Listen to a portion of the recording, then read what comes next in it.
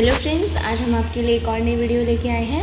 और आज की इस वीडियो में हम अपना जो सेकेंड चैप्टर था द साउंड ऑफ म्यूज़िक, उसका जो हम पार्ट 1 पढ़ रहे थे एवलिन ग्लेनी के बारे में, ठीक है। तो उसे हम आज कंटिन्यू करेंगे। जहाँ तक हमने लास्ट वीडियो में पढ़ लिया है, आज हम उसके आगे से इसे कंटिन्यू करेंगे। तो फटाफट से जिन्होंने भी वीडियो को लाइक नहीं किया है, लाइक कर दीजिए, चैनल को सब्सक्राइब कर लीजिए और अपने फ्रेंड्स के साथ इस वीडियो को शेयर ज़रूर कीजिएगा। तो चलिए स्टार्ट करते हैं। हम पैराग्राफ नंबर 6 से हमें स्टार्ट करना है। तो यहाँ पे दिया है, it is intriguing to watch Evelyn function so effortlessly without hearing. अब जो एवलिन परफॉर्म करती थी तो वो सुन नहीं सकती थी। जैसा कि हमें पता है कि एवलिन जो थी वो डीफ थी, तो वो सुन नहीं सकती थी। फिर भी बहुत ही अच्छी वो म्यूज़िशियन बनी, ठीक है। मल्टी टैलेंटेड परक्यूशनिस्ट बनी, ठीक है, जो बहुत सारे थाउजेंड्स ऑफ इंस्ट्रूमेंट्स को प्ले कर सकती हैं। तो यहाँ पे जब एवलिन परफॉर्म करती हैं, एवलिन का जो फंक्शन है वो आप जब देखेंगे तो आप बहुत ज़्यादा फैसिनेट हो जाएंगे उनसे, ठीक है, फैसिनेट हो जाएंगे। क्योंकि वो उन्हें जब वो परफॉर्म करती हैं तो उन्हें देख के ऐसा लगता ही नहीं है कि वो सुन नहीं सकती। Okay, in our 2 hour discussion she never missed a word. अब ये जो इस चैप्टर की जो राइटर हैं, जिन्होंने इस चैप्टर को लिखा है, वो कहती हैं कि हमारे 2 घंटे के डिस्कशन में उन्होंने एवलिन से बातें की होंगी, तो उनके 2 घंटे के डिस्कशन में एवलिन ने एक भी वर्ड को मिस नहीं किया। अब भले ही वो सुन नहीं सकती थी, लेकिन उन्होंने एक भी वर्ड को मिस नहीं किया। वो कहती हैं, एवलिन कहती हैं कि मैन विद बशी बियर्ड्स गिव मी ट्रबल। अब वो आदमी जिनकी बहुत दाढ़ी होती है, उनसे मैं वो मुझे थोड़ी परेशानी देते हैं। क्यों देते हैं परेशानी? शी लाफ्ड, वो हंसते हुए कहती हैं कि जिन मैन्स की जो मैन दाढ़ी होती है जिनकी बहुत सारी, वो मुझे थोड़ी परेशानी दे देते हैं, ठीक है, उनसे बात करने में थोड़ी परेशानी होती है। क्यों?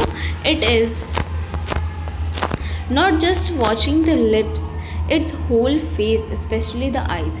अब आप किसी भी सामने वाले इंसान से बात करेंगे, अगर आप सुन नहीं सकते तो आप उनके लिप्स के मूवमेंट को देखेंगे और उससे अंदाज़ा लगाएंगे कि वो क्या कह रहे हैं, ठीक है। तो एवलिन कहती हैं कि जिनकी दाढ़ी होती है बहुत ज़्यादा, मुझे उनसे बात करने में थोड़ी परेशानी होती है, क्योंकि मुझे सिर्फ लिप्स को ही नहीं देखना होता, बल्कि मुझे पूरे चेहरे को देखना होता है, उसके एक्सप्रेशंस को देखना होता है, स्पेशली आइज़ को देखना होता है।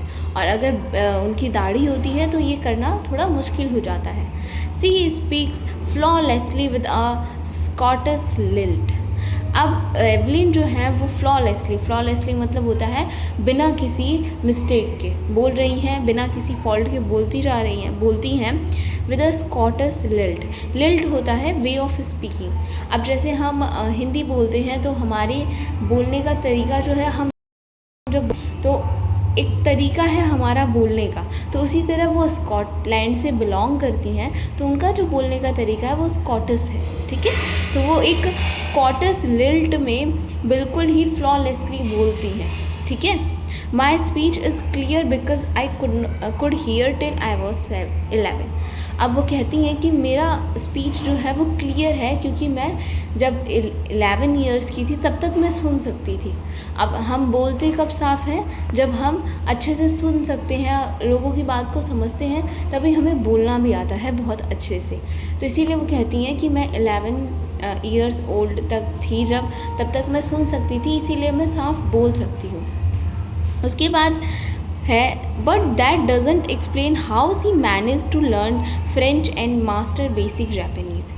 लेकिन ये नहीं दिखाता कि उन्होंने फ्रेंच और बेसिक जापानीज़ कैसे सीखी।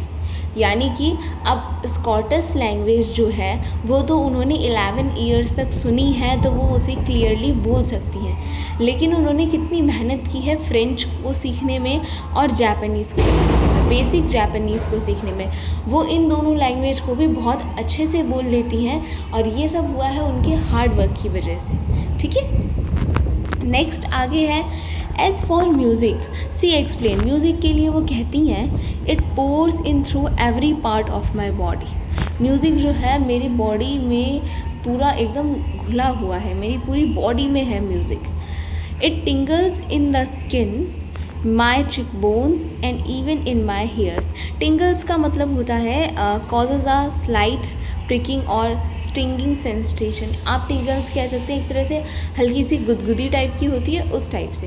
तो कहती हैं वो म्यूज़िक जो है वो मेरी स्किन में घूमता है, मेरे चीक बोन्स में और मेरे हेयर्स में भी क्या करता है, टिंगल करता है। When she plays the xylophone, जब वो जाइलोफोन बजाती हैं, she can see the sound passing up the stick into her finger tips.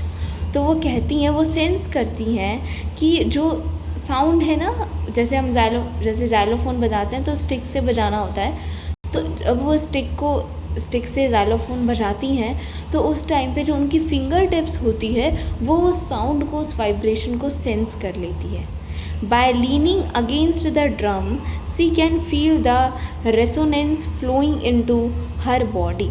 और जब वो ड्रम बजाती हैं तो वो क्या होता है, जो ड्रम का रेजोनेंस मतलब इको ऑफ साउंड, जो साउंड की इको होती है वो उसे क्या करती हैं, अपनी बॉडी में फ्लो होता हुआ फील करती हैं।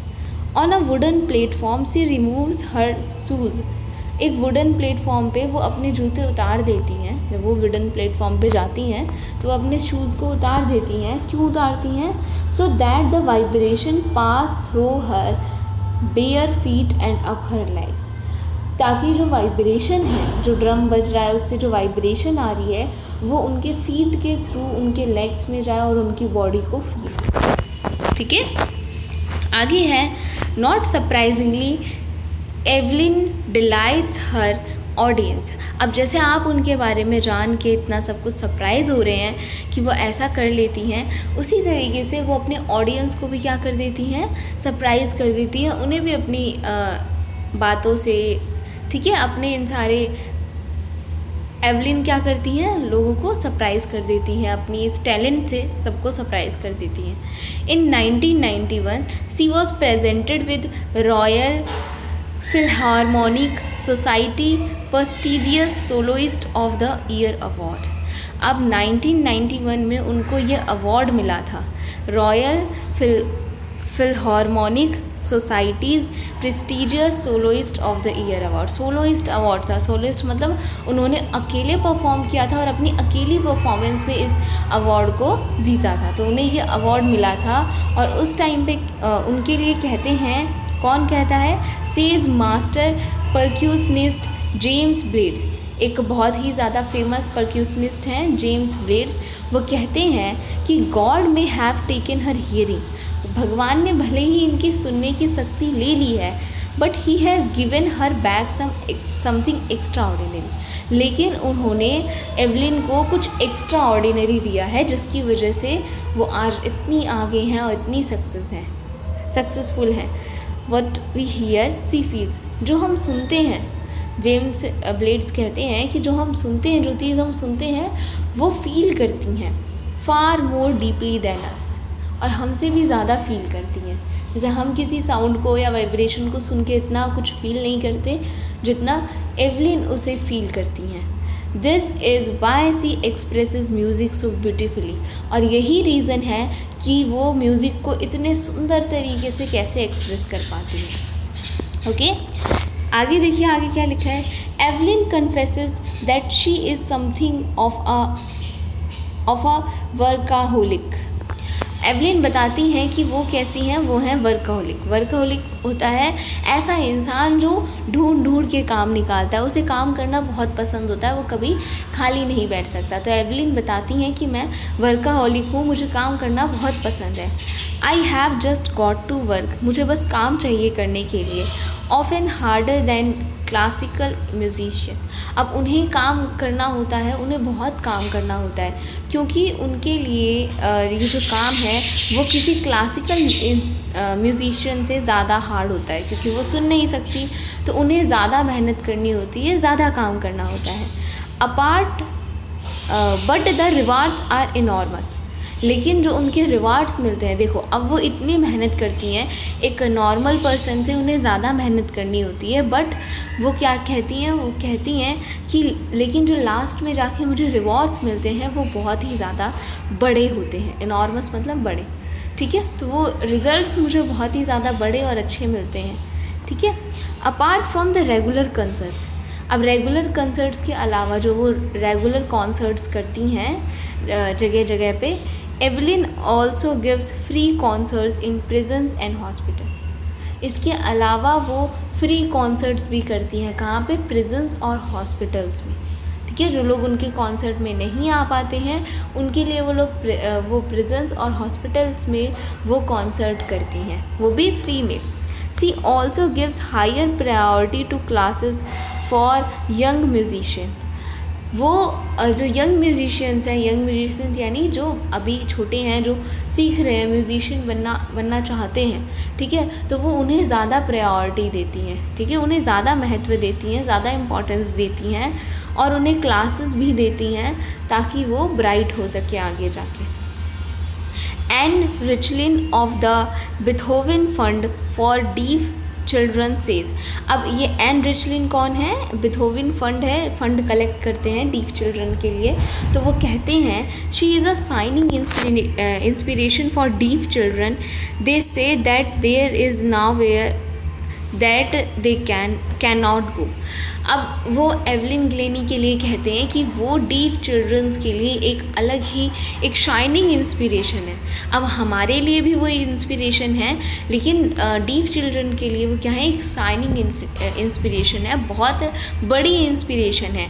क्योंकि वो डीफ बच्चे क्या सोचते हैं कि हम यहाँ पे नहीं जा सकते, हम इतना कुछ नहीं कर सकते, बट जब वो एवलिन को देखते हैं कि उन्होंने इतनी सक्सेस अपनी लाइफ में हासिल की है, वो इतना आगे बढ़ी हैं, तो वो कहते हैं कि वो जहाँ जितनी दूर तक देख सकते हैं उतनी दूर तक वो जा भी सकते हैं। ऐसी कोई जगह नहीं है जहाँ वो बच्चे नहीं पहुँच सकते, ठीक है। तो एवलिन जो है वो उन डीफ चिल्ड्रंस के लिए क्या है? इंस्पिरेशन है। नेक्स्ट है Evelyn Glenny has already accomplished more than most people twice her age। Evelyn Glenny ने, एकम्प्लिस्ड का मतलब होता है अचीव करना। एवलिन ग्लेनी ने अब उन लोगों से भी ज़्यादा अचीव किया है जो उनकी दुगनी उम्र के हैं।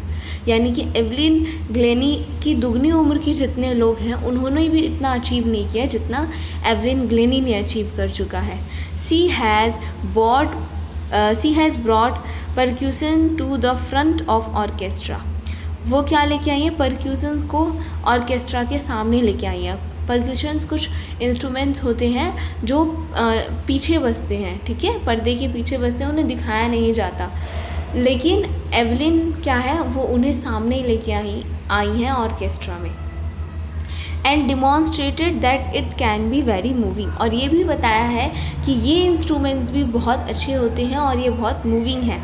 She has given inspiration to those who are handicapped. जो एवलिन है उन्होंने हैंडीकैप लोगों को बहुत इंस्पिरेशन दी है, ठीक है। अब जो एवलिन थी वो खुद हैंडीकैप थी, ठीक है, उनकी भी एक वो भी फिज़िकल डिसेबिलिटी से सफ़र कर रही थी, उनकी वो भी डीफ थी, बट उन्होंने क्या किया है? उन्होंने अदर हैंडीकैप्स को क्या दी है?